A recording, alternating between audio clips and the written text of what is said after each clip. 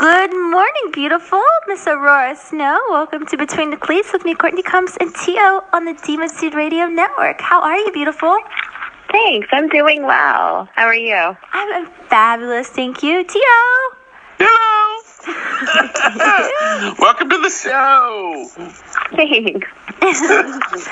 Yeah, Tio's a big fan of you, Aurora, just to let you know. Well, thank you. Glad to hear it.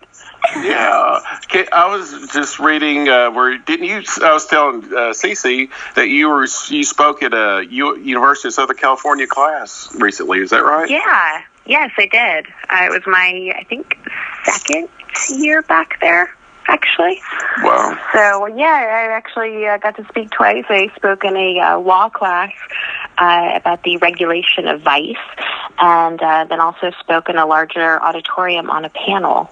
It was pretty exciting. I get a kick out of the students' questions. So what's your favorite all-time question that they've asked? I can only imagine what they ask.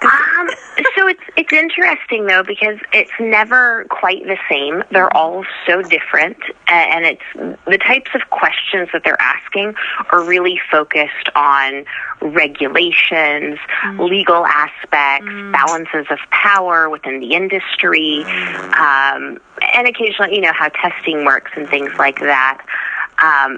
So the questions, and also how empowering it is, and if it's empowering. So there are things that focus kind of on gender narratives as well. So the types of questions, it's hard to pick a favorite, only because most of the questions I only hear once, and there's such a large variety. So when you speak to these guys, has any of them come up to you afterwards and said that they've been a fan of yours over the years? Oh, yeah, and actually, so the panel that I was on is open to the public, and so I've actually had fans come in just to hear the panel, and also, of course, bring a few tasteful photos to sign. How long have you been in the industry, Miss Aurora? I was in the industry probably, for about 11 years. Yeah, I recall working with you. I guess it's like back in 2003, 4, or 5, around that time, for Third Degree Films. Oh, yeah, I remember that. Yeah, I got in 2000 and then left in 2011. So you don't do scenes anymore? No, and I haven't for several years. And what do you focus on now? Do you just do a lot of speaking? I know that you write a blog or an article. Don't you have a column or something? I recall doing before. Yeah, actually, I write articles for the Daily Beast. That's it, the Daily Beast. Yeah. Awesome. Yeah, it's really great. It's it's my new career, really. It's the career that I have found after porn as a journalist. Finding that middle ground.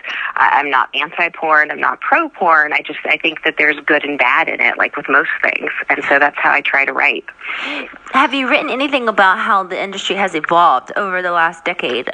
You and I both have been in it. And just seeing that it's more so for, like, as a performer, you have more ground to stand upon now. You could, as being an independent, entrepreneur, you can evolve much quicker than even working for the companies, because a lot of the times now, the companies that we used to work for are out of business, or they start up companies real fast and then they just plenish real quickly. So I'm not for sure how you feel, but tell me. Well, I think in some ways it's a lot harder to make a name for yourself. I concur. So on the one hand, you have this amazing ability to earn money and create this one-to-one relationship with your fans and be very accessible and to really be in charge of your own career. But on the downside, you're not shooting box covers. You're not having companies push you and doing all the promo work for that company. And so that makes it difficult to build a name. Yeah. And plus, most of the girls that come in the business, they're out within 6 months or less.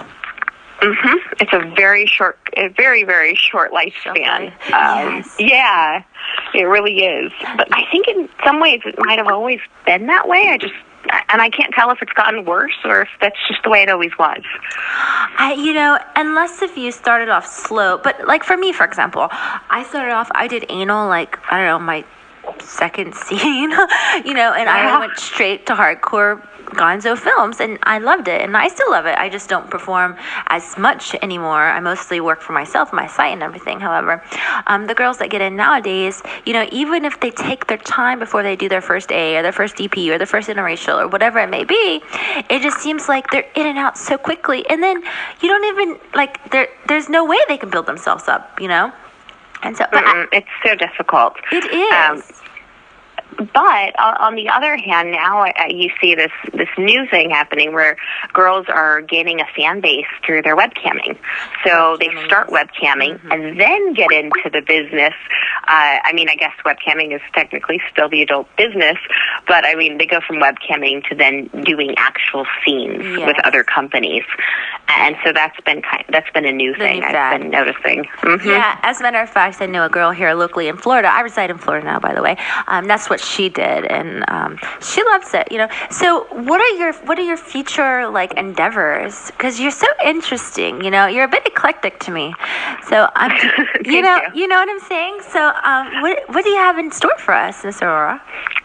Well, I knew this question was going to come up, and it's pretty difficult. This is going to sound terrible, but I work on several projects, and I do work in reality TV behind the scenes, and I would love to talk about those projects, but I sign contracts that say that I'm not ever going to talk about them in association with Aurora Snow. Oh, shit.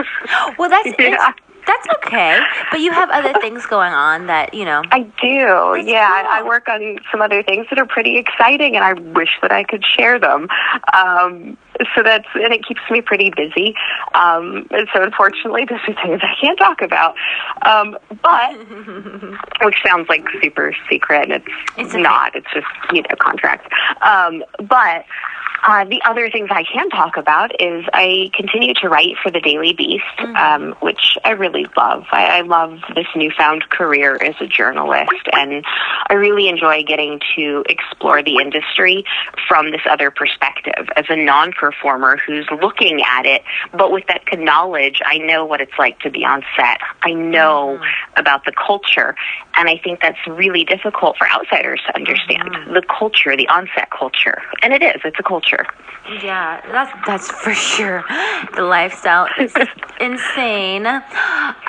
So that's cool. Aurora, is there anything that you wish you would have done in the adult industry that you never, like a fantasy that you needed to fulfill, or do you find yourself really horny by not performing as much often? Or are you in a relationship? Does your man pleasure you the way you need to be pleased?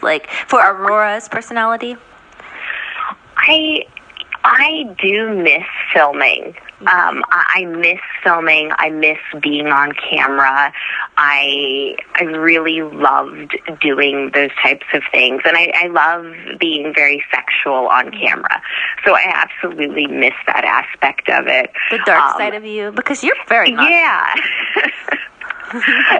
Definitely there's a side of me that really does miss that. I had a great time in the industry, and but I've definitely moved forward, and not that that's something that's a backwards thing, but if I were in my 20s and had to do it all over again, I would certainly do it all over again. I had a lot of fun. And do you reside in California still? What's that? Do you reside in California? No, I'm actually in the Midwest now. I've moved to the heartland. That's awesome. And were you affected by that weather? Because I know there were some really bad tornadoes that went through. Yeah, actually, I lived through my first potential tornado. We had a tornado warning. It was really high winds, awful hail. I was hiding in the basement. I was terrified. I would have been as well. Yeah, I don't know. I grew up in California. I'm used to earthquakes. They make sense to me. The tornadoes, right, but tornadoes, you get a warning. So at least with tornadoes, to run and hide, and you'll probably survive. Earthquakes just sort of happen. Yeah. But that's what I'm comfortable with. That's what I grew up with. I'm used to the earthquake drills you have in school. The tornadoes, though, just really scare me. I'm thinking Wizard of Oz kind of stuff, where there's houses in the air and cars. Yeah, and then, tornadoes have actually taken down whole cities. Yeah. Small cities, but still. So, yeah, it was pretty terrifying, but I survived, and in fact, the tornado came nowhere near my house. So, thankfully it was, yes.